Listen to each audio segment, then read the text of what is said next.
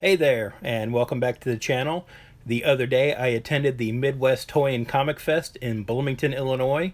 This is a smaller convention that's been around the last few years, and it's a pretty good mix of comics and toys, a lot of cosplayers, a lot of vendors selling crafts that they've made, and fun stuff like that. So today, I thought I'd take a look at some of the stuff that I picked up at the show. And so here's what I picked up at the convention. So first off, we've got Batman Scar of the Bat by Max Allan Collins and Eduardo Barreto. It was an Elseworlds story that I just never picked up before. I'm not even really sure why. Sort of like a gangster Batman story. Seems like it would be something right up my alley, but I feel like there was such a depth of Batman Elseworld stories back in the day that this probably just kind of fell through the cracks. And again, this was something I picked up cheap. I think this was $1 for this, so didn't pass that up. Next, we have issue 168 of Brave and the Bold. And so this is a series I'm collecting where I'm getting the Batman team up, which was the bulk of the series, but that's really what I'm looking for with these. And so this is an issue with Green Arrow, and I think just with Green Arrow kind of being in the news with the cancellation of his new book, I thought that would be a good time to pick this up. Then we have issue 13 of Batman Gotham Adventures. So this is a book I've been collecting the last few years. I didn't get it when it was coming out, and I think there's only a couple more issues of this I'm looking for, so it's good finding that. Then I've got issues 4 and 14 of Batman Superman, and this was during the New 52, and just some random issues I was looking for with that. Then we've got Green Hornet number 12. This was from the 90s. This is from Now Comics. These are ones that I just kind of pick up when I find them cheap. Then we've got Suicide Squad Annual number 1 from the 80s. Got Manhunter there on the cover, so that kind of caught my eye. And I got Firestorm the Nuclear Man number 76. I just reread Legends, the big crossover that DC did back in the day. And that's where Brimstone is introduced here, so I thought I'd pick this one up since he was on the cover. Then we've got an issue of Flash I was looking for. This is 275. So this is the story where Iris West dies, and it kind of sets off the whole trial of the Flash story from back in the day, so I wanted to get that. Then we've got Flash 284. I wasn't necessarily looking for this, but just from the cover here, it looks like it kind of ties into some of the Trial of the Flash story, so I wanted to get that. Then we've got a book from DC. So it's Jackie Joyner Kersey in High Hurdles. And so this was something that was done with Sports Illustrated, but this was like a mail-away thing with Frosted Flakes back in the day.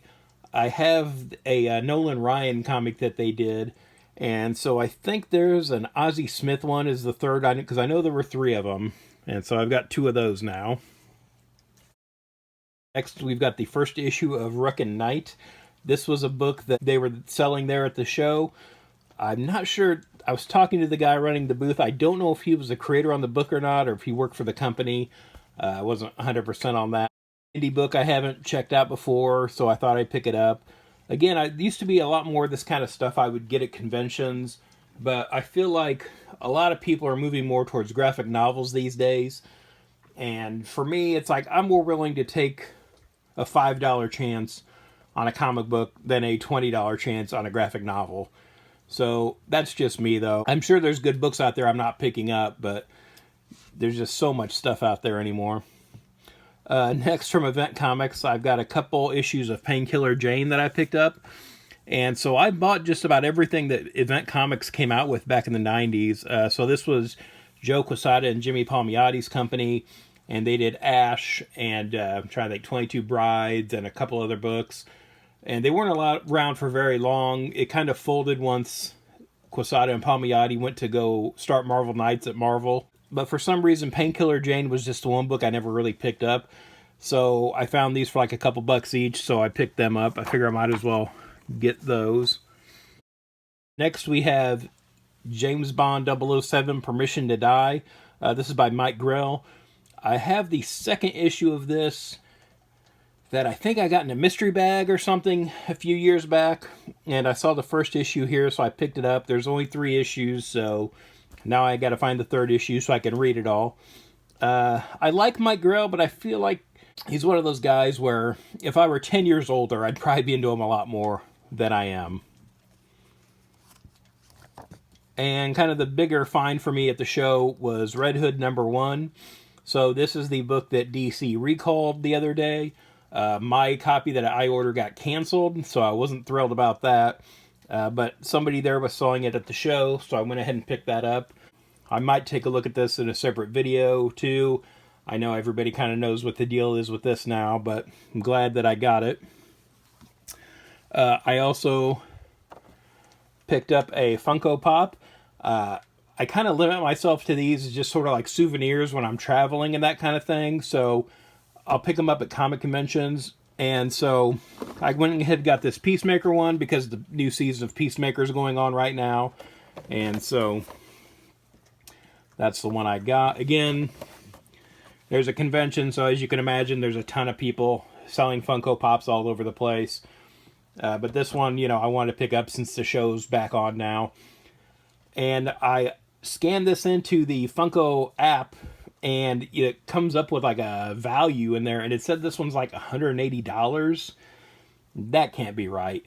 I paid $5 for this at the show, and I kind of scrolled around on eBay a little bit, and I saw you can get them for about $10 or so. So I'm not sure why the price is fluctuating that much on the app. I don't know the ins and outs of that app or how that works, but that just seemed really high to me. Because I don't think this is like a limited one or anything like that. I saw a couple people had it at the convention, and again, you know, $5. So I can't imagine somebody mispriced it that badly if it is. But yeah, if there's something else to this, let me know. Or if you know what the deal is with the Funko app, let me know in the comments, because that just seems crazy to me. I also got a pair of sunglasses. There is a sunglasses manufacturer in the area, and they had a table there, and they had a little wheel you could spin for prizes, and I got a pair of sunglasses. So I don't think that these will fit over my regular glasses, and they're not prescription, so don't know if I'll be able to use these or not, but you know, something fun, something different to get at a comic convention. So kind of fun. So yeah, that was everything I picked up. Did you go by the convention? Let me know in the comments. If you picked up anything cool lately, let me know. And thanks for watching. If you'd like to follow me on social media, I'm on Twitter/X at Detective651, also on Instagram at Detective651. Be sure to check out my t-shirt store at tpublic.com/user/Detective651. I've got a lot of nerdy designs on there, and there's sales all the time, so check it out frequently.